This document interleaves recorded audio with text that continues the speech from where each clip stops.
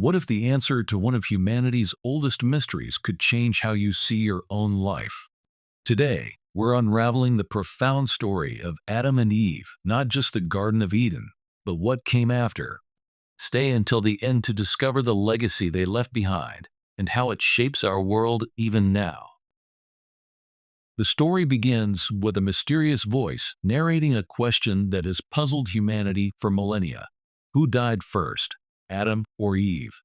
The Garden of Eden is introduced in its unblemished glory. The scene transitions to Adam and Eve in harmony with nature, symbolizing humanity's origins. The segment ends ominously as a serpent appears, setting a mysterious tone. God places Adam and Eve in the garden with one rule: not to eat from the tree of knowledge. Eve marvels at the fruit, and Adam expresses unease. The serpent watches silently, its glowing eyes hinting at hidden motives. Tension builds as the serpent begins to whisper words of doubt to Eve, challenging the couple's trust in God. Succumbing to the serpent's temptation, Eve takes the forbidden fruit and eats.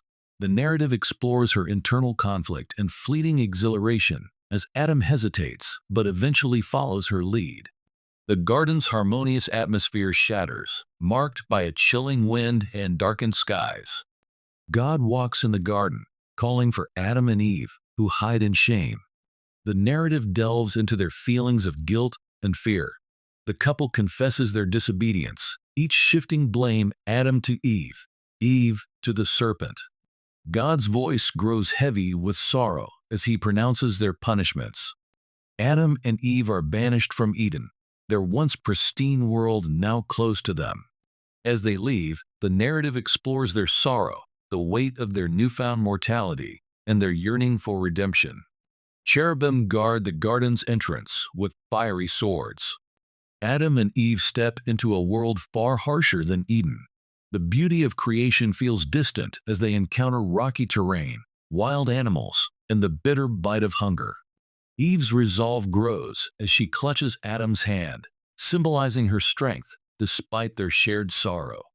Adam begins to understand the enormity of his role as protector. Together, they face the new world, the promise of death hanging over them like a shadow.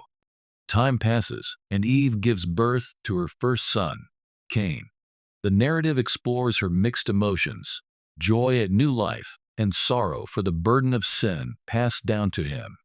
Adam works tirelessly to sustain the growing family, his back bent under the weight of his labor. Their newfound roles of mother and father bring moments of tenderness amid the toil.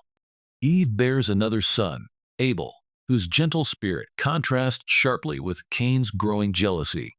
The narrative builds tension as Cain's envy festers, culminating in the first murder. Eve's heart breaks as she mourns the loss of Abel, while Adam struggles to guide Cain, now marked by his sin. The family fractures under the weight of grief. Adam and Eve, burdened by grief over Abel's death and Cain's exile, face the harshness of life outside Eden. The land resists Adam's labor, yielding only thorns and sparse crops. His once smooth hands are blistered and scarred. Eve, sharing his struggle, plants seeds and gathers food, channeling her pain into nurturing their fragile survival. At night, they speak of their lost sons and God's judgment. Will Cain ever find peace? Eve whispers. Adam pauses, replying, "We must pray he remembers what is right."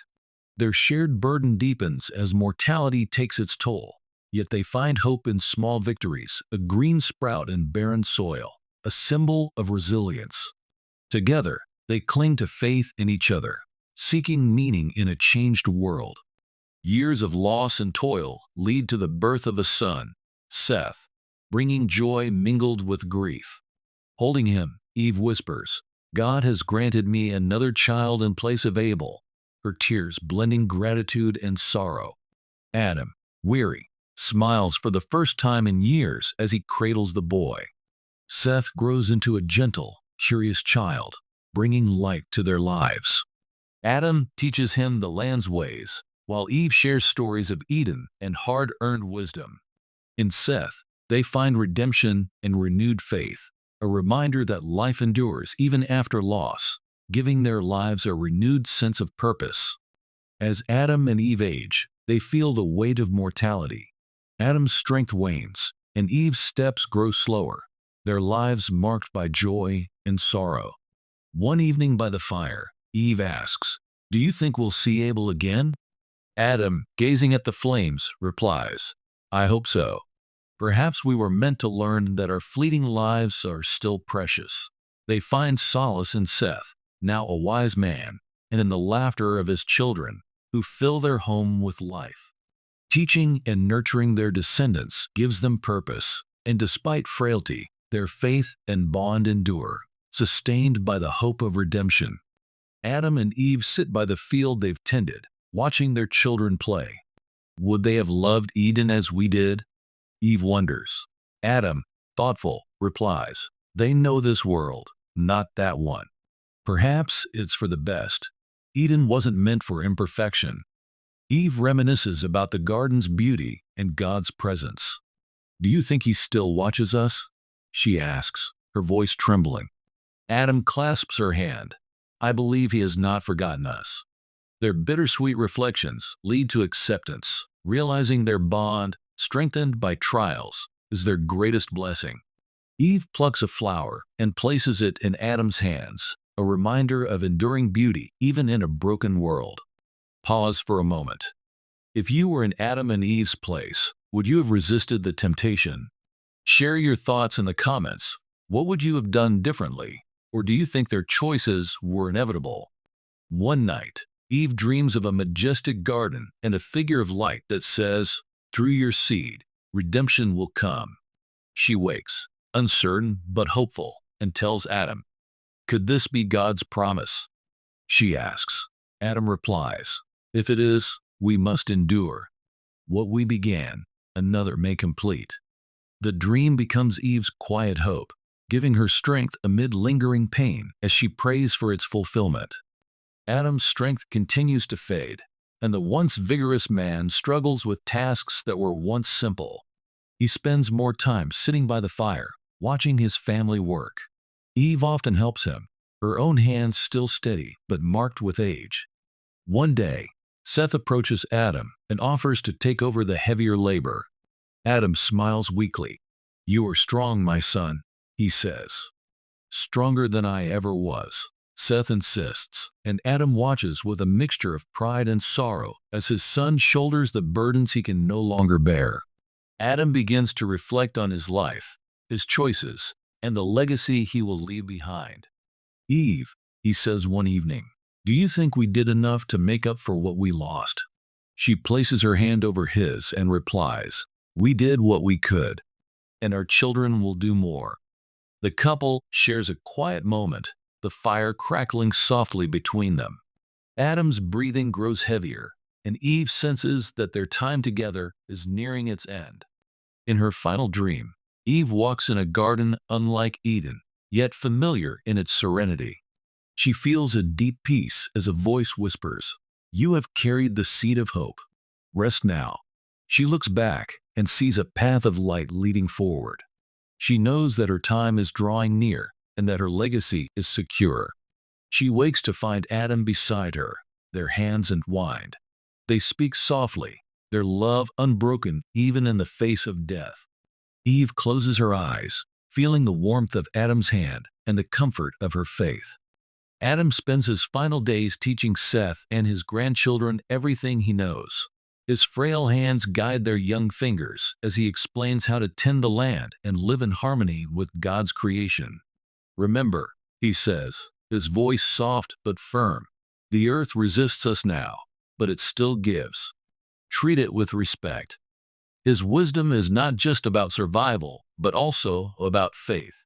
He tells stories of Eden, not to lament what was lost, but to teach what can be regained through obedience and trust in God. Eve watches him with a mix of pride and sadness, knowing that his time is near. That evening, as the family gathers around a fire, Adam speaks of his hopes for them. "The world is hard," he says, "but you are stronger than I ever was. Through you, God's promise will endure." His words hang in the air, a blessing and a charge.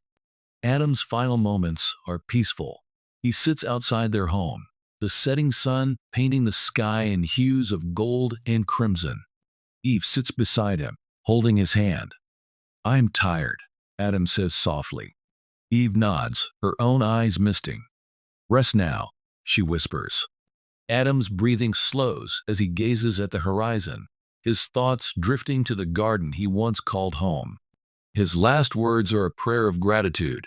"Thank you, Lord, for all we have endured, and for the hope that remains." As the sun dips below the horizon, Adam passes quietly, his hand still in Eve's. The family gathers around, their tears mingling with prayers of thanks for his life. Seth steps forward, taking Adam's staff, a symbol of the responsibility he now bears. Eve watches, her heart heavy yet full of peace, knowing Adam's legacy will endure. After Adam's passing, Eve spends her days reflecting on their journey. She visits the places where they worked, where they raised their children, and where they prayed. At night, she sits beneath the stars, speaking softly to God and to Adam, feeling their presence in the vastness of the heavens. Though her body grows weaker, her spirit remains strong. She finds comfort in the faces of her grandchildren, their laughter a reminder of the life she and Adam created. She tells them stories of the garden, weaving lessons of faith and hope into every tale. Eve feels her time drawing near. She calls Seth and his family to her side, speaking to them with a voice filled with love and wisdom. "Carry forward the promise," she tells them. "Do not let the weight of our mistakes define you. Remember that God's mercy is greater than our sin." She blesses each child, her hands trembling but steady in their purpose. That night, she dreams once more of a garden, its beauty beyond words. She walks toward a tree laden with radiant fruit, a voice whispering, "Well done, my child." When she wakes, she knows it is time. In her final moments, Eve lies on a simple bed, surrounded by her family. Her breathing is slow and steady, her face serene. Seth holds her hand, and she whispers her last words, "Thank you, my children. Thank you, Lord." As her breath fades, the family begins to sing softly, a hymn of gratitude and hope. Eve passes into rest, her face peaceful. Her body is buried beside Adam's, beneath the shade of a tree they once planted together. The narrative closes with Seth standing at the graves, a staff in hand, vowing to honor their legacy. After Eve's passing, Seth gathers his family to honor the lives of his parents.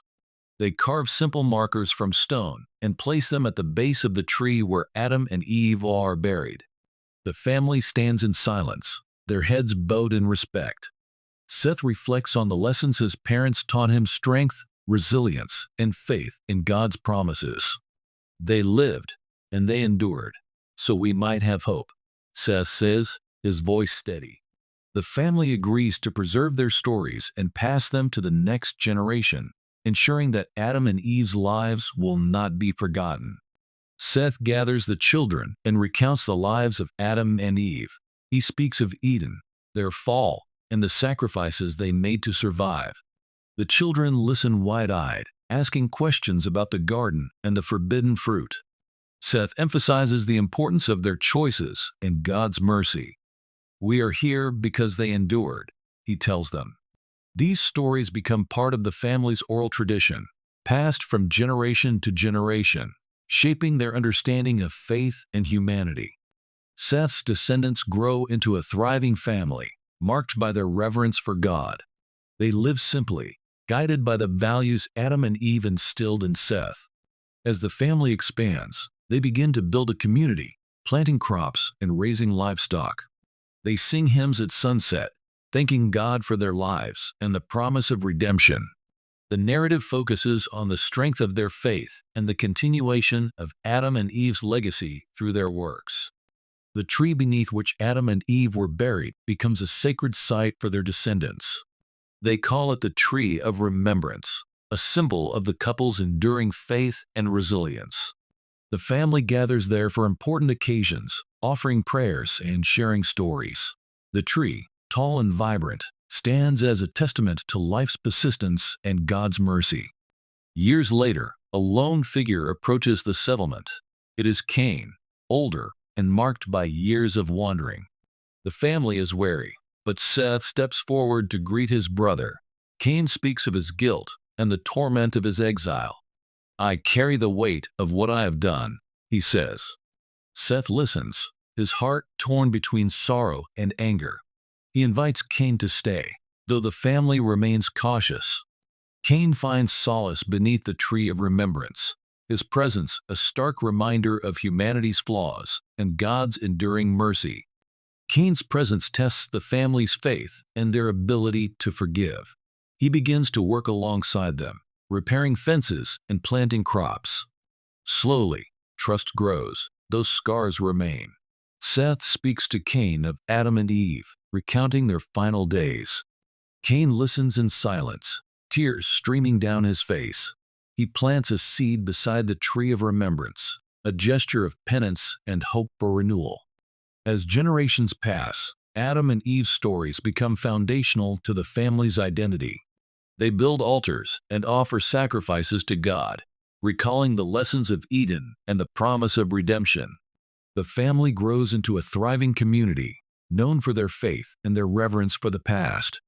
The tree of remembrance stands as a beacon of their heritage. Seth has a vision in the night, much like Eve's dream years before. In the vision, a voice speaks of a descendant who will crush the serpent's head and restore humanity's place with God. Seth shares this vision with his family, reigniting their faith in the promise. The family begins to anticipate the arrival of the one who will fulfill this prophecy. Seth's children take up the mantle of preserving Adam and Eve's legacy. They teach their children the stories, emphasizing hope and redemption. The tree of remembrance remains central to their faith, a living testament to their origins. The narrative shifts to the passing of time, showing the family's growth and their enduring connection to the Creator.